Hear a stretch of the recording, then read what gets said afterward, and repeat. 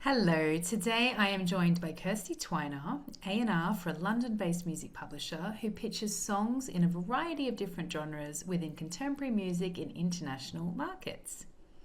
So, hello, Kirsty. Thanks so much for being here Hello. today.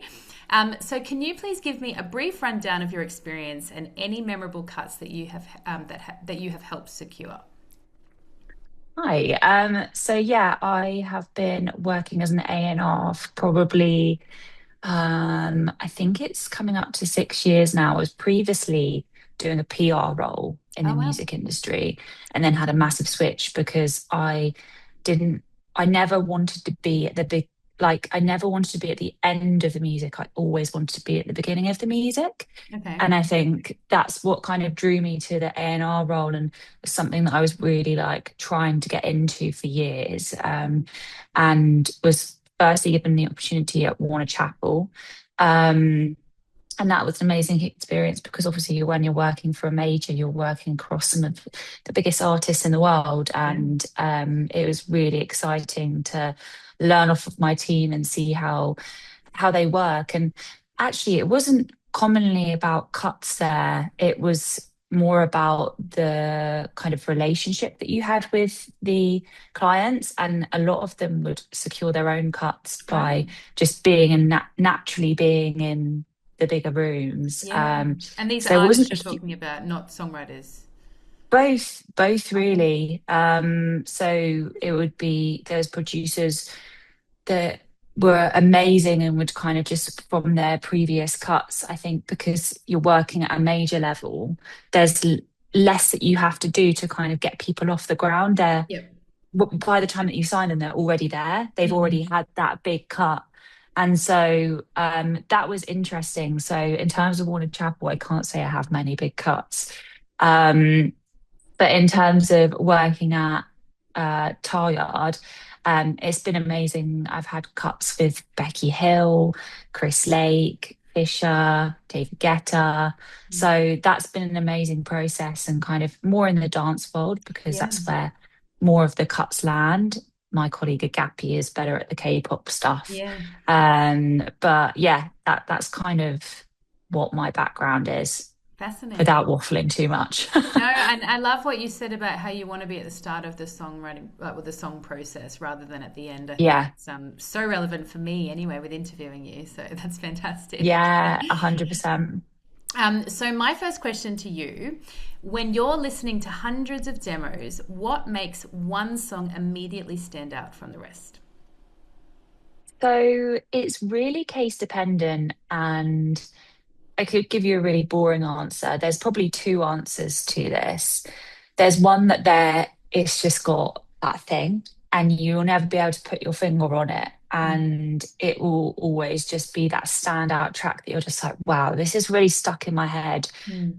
I think personally, something that I'm really attracted to is big voices Okay. Becky Hill. Yeah. and people, yeah, and people that know how to vocal produce. Yep. Yep. Um, I will always pick up on that. See how convincing the top When, line is in performance and yeah, writing. Yeah.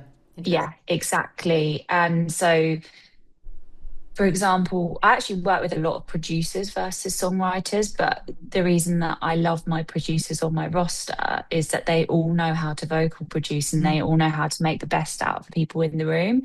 Mm. So I think that's a massive thing and kind of not overproducing to the point where you're not letting the voice shine because I think in a world of AI, it's very easy for people to do production um, through AI and stuff like that, Mm. these voices are the voices that are going to carry through and break through the AI boundaries, if you get what I'm Mm. saying. Oh, And absolutely. they're going to be the ones that people are seeing as more of like a wow, this is a voice of our generation versus Mm. this is a computer. Yeah, So I think it's someone that can also let them shine on the production side of things as well. definitely. Yeah, interesting. And my follow-up question actually relates to that. So usually does the concept, melody, lyric, production, or something else stick with you? So you've obviously answered that with the voice Yeah. and the top line. What about conceptually, like the lyrics, like anything to do with that? Yeah, I actually waft between lyrics and melody quite a bit. I do think it's just finding the perfect combination of them both. Like if Mm, you have something that's very stripped back on the melody, you want something to be maybe more punchy lyrically. mm, Um, yeah. I think one of the people that I love and I always think is so brilliant at like that kind of marrying of lyrics and melody is Billie Eilish. I think she's got that, and Phineas, her Mm, brother, they've just got that down, and you can kind of tell. Obviously, he writes for other people and produces for other people, but when they're doing it together, you're having that marrying of them in the room, and it's just magic. yeah. So, yeah, I would I say, agree. I think she's one of the most fantastic singers out there, and she doesn't yeah. oversing as well. It's just so captivating the way she Mm, delivers her top line. So yeah, I agree. yeah. So next question: do you think many songwriters struggle more with generating strong initial ideas than with actually writing the actual song? Yeah, I do.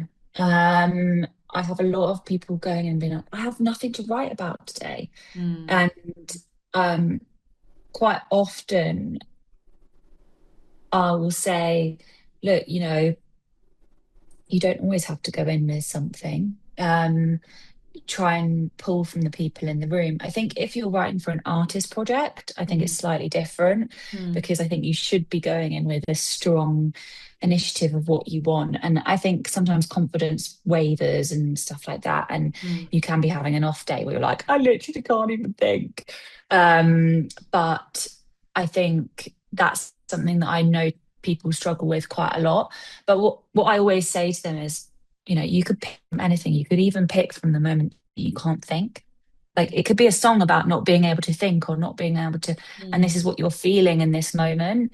And Mm. so, yeah, I hope that answers the No, it question. does, and it absolutely directly relates to what I'm researching with idea generation and collaboration and how to get the initial sparks is something that a lot of people struggle with. But I feel like if more songwriters had more tools to access with how to get the Hmm. initial ideas, it would definitely help further their song creations. Yeah. Yeah, I I think a agree. lot of people's brains don't work like that.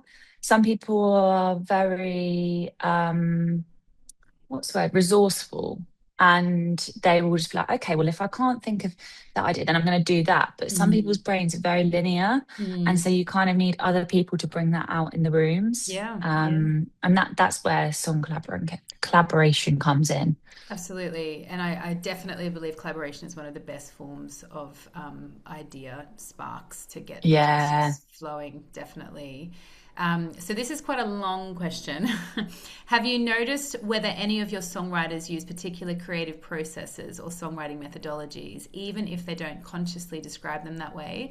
So, for example, coming to sessions with lyric ideas or pre constructed hook melodies, or have you witnessed songwriters improvising on the microphone or producers coming in with a beat, or is this hard thing to distinguish? But I think you did tap into that previously with the previous question, Yeah.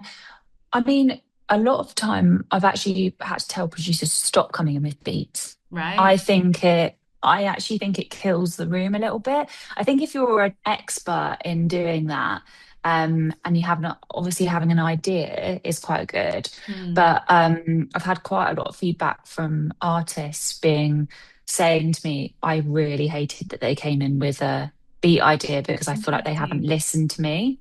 And Interesting. I feel like that's not what I would have done. So I Mm-hmm. feel like I'm writing to what they would have done. And Okay. they're leading the room versus me leading the room, and it's my artist Mm, project. yep. And that could be like a clash of egos or whatever. Yeah. But, and I think that comes into play quite a bit Yeah. in the music industry. Yeah. But I think, yeah, the um, it's actually been a hindrance quite a bit for especially beat makers that then transfer into like that maybe sit in the R&B rap space, Mm, then transfer into sessions. I think they find that quite hard, mm, um, because a lot of them have garnered their biggest like hits or collaborations from beat making, mm. but then they're put into a room to further their success and they're a bit like, whoa, whoa, whoa, what am I supposed to do? I mean, I suppose it comes down to who you're collaborating with and the right Yeah. pairings of the group, definitely.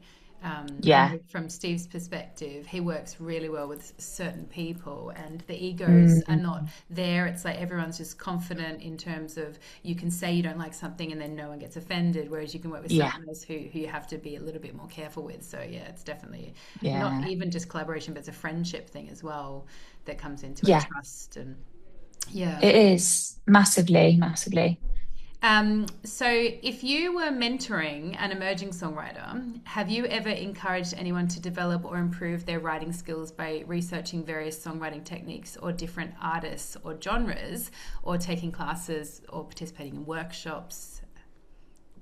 Um, Not necessarily techniques, definitely lyrically, sent them like inspiration, Interesting. and sonically sent them inspiration to be Mm. like, this is where you could go bigger with this. Mm.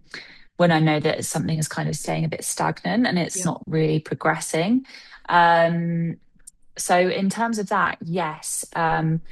Also, if someone's vocals aren't as good as they should be, and you know that they have it in them, Mm. suggesting that they go and do more vocal lessons and Yeah. actually work on their voice. And it's not necessarily that they don't have the voice, it's just that they've lost how they can use it.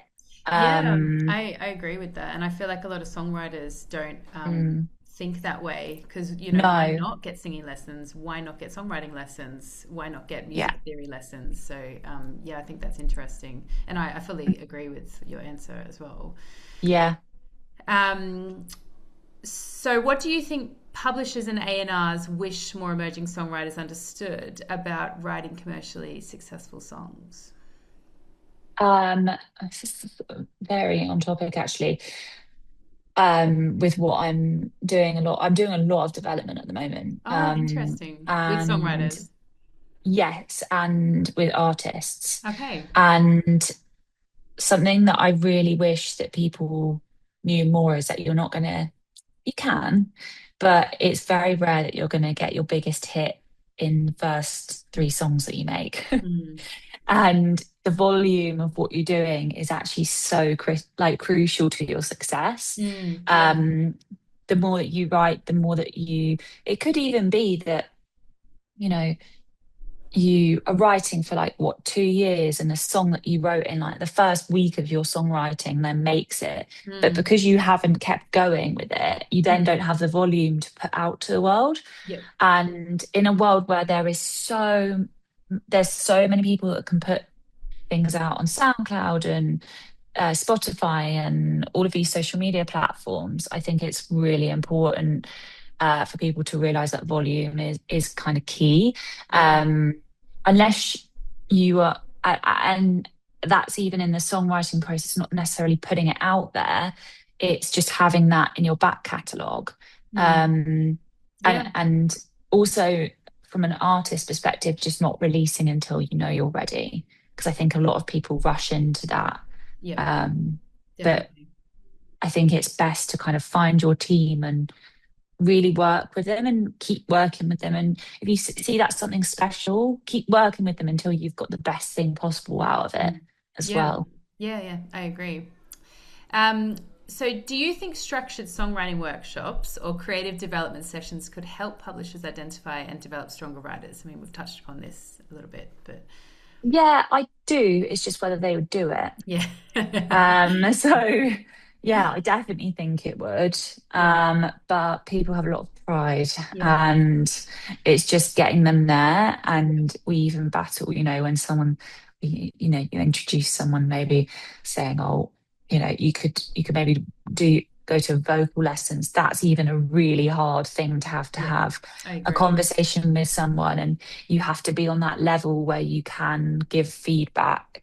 Mm. um and I Do feel you, very lucky with my roster. I can be quite open with a lot of them, but I know other people struggle do with you think that. do you think publishers, like this is just a thought, might someday set up some sort of structure where they could offer free coaching within their own company, so it's less like you go and do the work. It's like, hey, we've got this in place and let's do like a team development thing. Yeah, I think that'd be really cool. Like almost like an open door kind of policy where you're like, Yeah, yeah, we're having this. Yeah, come on by if you want kind yeah. of thing. Or even just like a structured songwriting workshop where you write to brief and you get put in teams, but throughout the day you get little micro lessons or feedback sessions where you Yeah, might learn a new skill or a technique. that'd be really sick if someone could sit in on a session. I think that would probably be quite helpful. Yeah, But then I don't know how other songwriters in that session would feel about it. yeah, yeah. And a hard Um, thing so to imagine. It's definitely what yeah, I'm working on with the song method is trialing the idea of organizing workshops where you get professionals and emerging songwriters that could benefit from little exercises, like even like therapy mm, sessions, or have you ever heard of object writing? And then they go no, and you go, well, this is what object yeah. writing is, and you can either use it or you don't have to, but it's something that's really interesting that could help. Um, I also think as maybe part of like different networking events. So for example, yeah, we did this thing called last year called All Access Camp. yep. And we're going to be doing it again this year. And I don't know if you've heard of them, but they were originally based in New York, and it's like the biggest songwriting camp in the world. What's it called? And All Access Camp. Yeah, I have heard of that. Yes, yeah, I didn't realize it was. And they actually have a really big pull from everywhere. They get loads of sponsors and something like that, where people are actively coming together Mm. that are invested in songwriting and want to better themselves and want to be working with new people. It could be really interesting to be a part for that to be a part of the bigger Yeah, event. yeah, I Um, agree. Absolutely. yeah.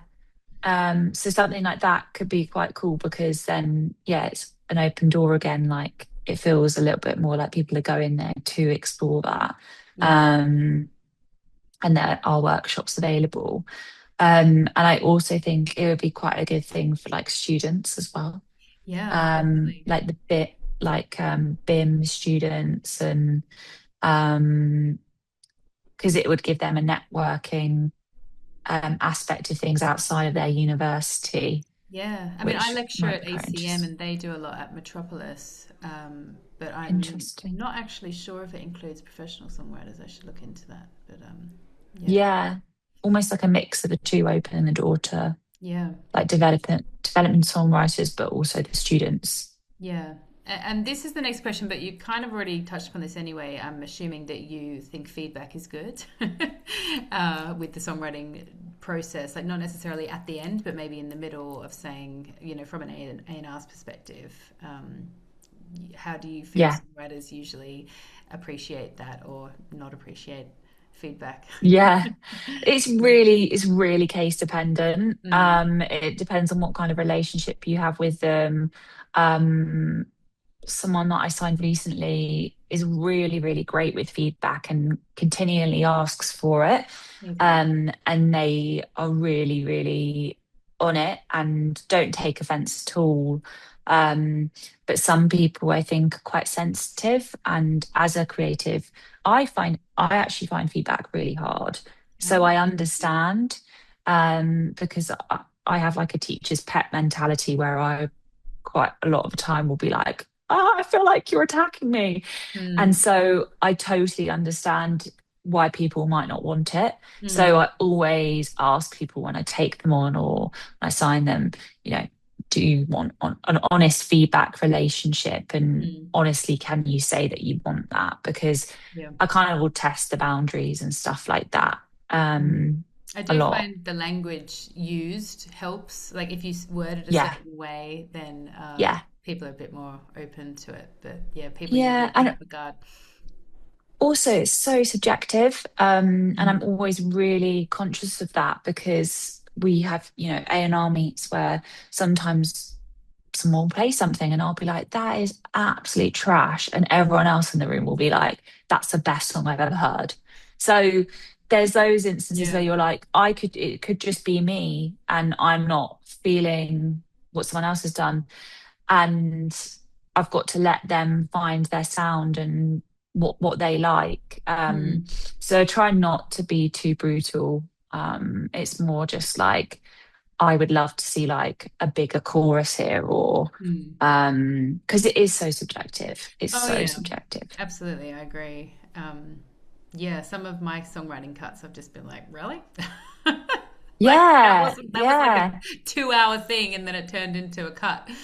Yeah, yeah. it's definitely subjective, but so Super subjective. there are a few questions that I had here that I think you've kind of already touched upon. So I might just go straight to the last one, which I find Hmm. interesting. If you could redesign how emerging songwriters are developed, what would you change or what would you like to see? If I could, what is it? If I could, Redesign how emerging songwriters are developed. So the early development okay. stages of their career. Uh, What would you like to see, if anything was possible, for them to access in terms of, I don't know, career development or vocal technique, like you said, anything that comes to mind? I guess, um, to be honest, it'd be more funding for it. Hmm. Um, like there's only so much as an independent label we can put and publisher we can put into someone Hmm. in the early stages of a process because it's such a risk. Yep. And unless we feel really passionately about someone, there's a lot of buzz around them and all of that kind of stuff. You have to be quite cautious. Um, so, I mean, that would be a massive one, but I just don't. I think people have been trying to work out how they can do that for years.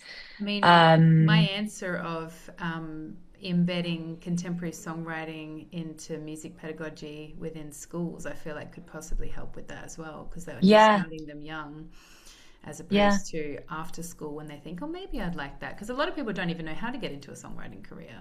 They no, just think it'd be a no, cool thing. But, and even it always surprises me thinking a lot of people that I've found that have are really amazing songwriters are not the best singers. So how did they actually discover that they were good at songwriting to begin with? mm, And how did they, get to a stage where they are getting cuts?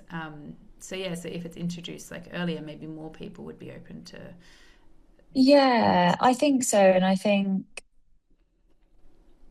Yeah, I think that's one of the massive things that I would change because it's so tough, like becoming an emerging songwriter because you're not getting those cuts and Mm, you very rarely anyway, and you're having to work another job and so you can't put as much time into it and all of that kind of stuff. So it'd be really cool to see some funding mm.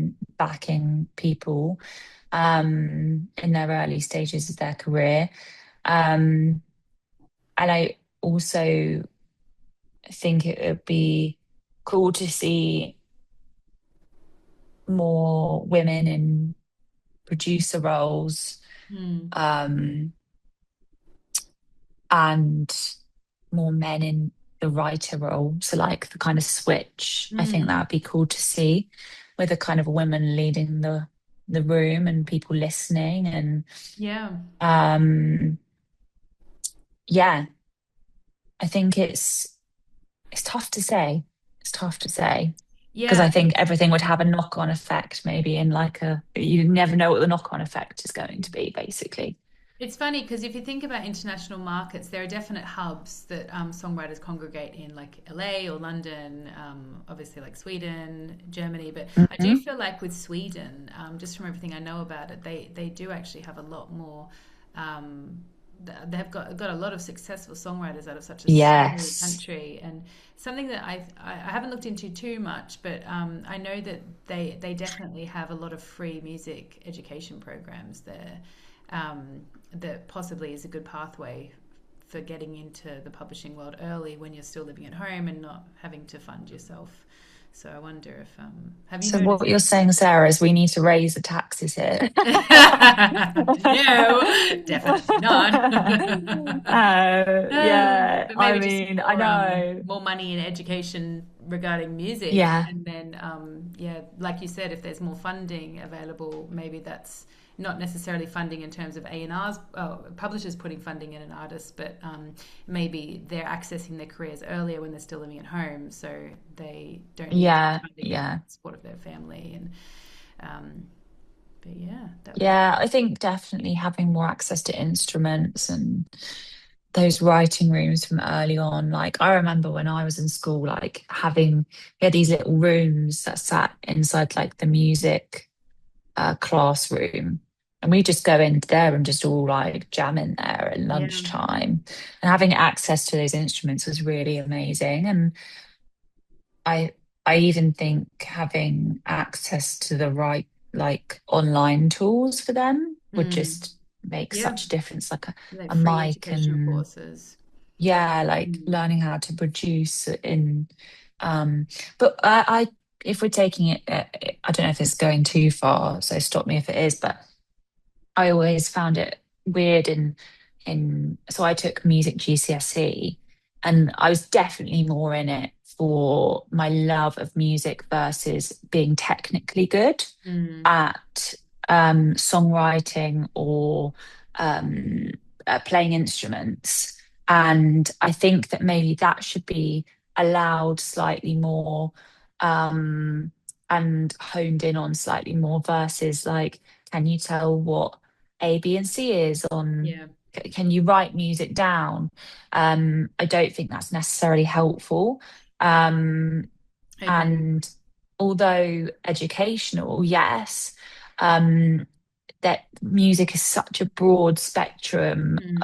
of what you like. I think there should have been, like you have in photography or art, I think should have been given maybe a bit more of like freedom within it, 100% because agree. it is an art. And Yeah. I remember I did like art and photography as a very arty student. And in those, I felt like I could really express myself. In the music GCSE, I didn't. Yeah, sorry, I just got a little notification to say I'm running out of time because we've been half an hour chatting. You know what? I'm going to leave it there because that's absolutely gold and I don't want to lose this recording. Do it, do um, it. but that's been phenomenal. I really appreciate this. Thank you No so much. worries. So that was so interesting talking to Kirsty just then. It's clear that she's passionate about music and developing songwriters and being not just like a mentor and in an A&R capacity, but really nurturing her songwriters and producers and artists that she works with and just wanting the best for them. And we both agreed that more funding, more educational opportunities, feedback is super important for songwriter development and not just with their careers but also creatively. So I found that hugely insightful talking to Kirsty just then, and I feel like it will really benefit this research with hopefully developing a framework and an educational structure that can support songwriters in the future. Thanks for listening.